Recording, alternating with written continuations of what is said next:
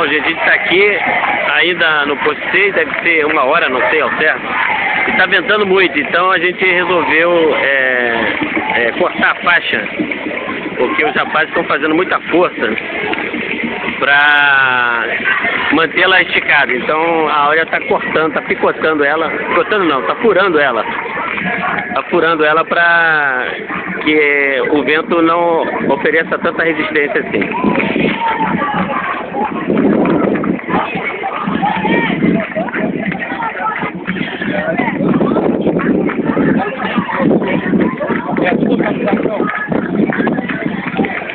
Enquanto isso, a festa religiosa que segue, vários grupos do candomblé, evangélico, católico, até pagão eu vi aqui.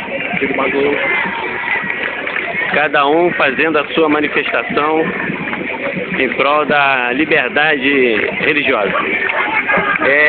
O meu ato público está um pouco atrasado, mas quando nós resolvemos esses probleminhas domésticos, a gente começa um funk e começa a colher assinatura aqueles que quiserem aderir à causa cultural.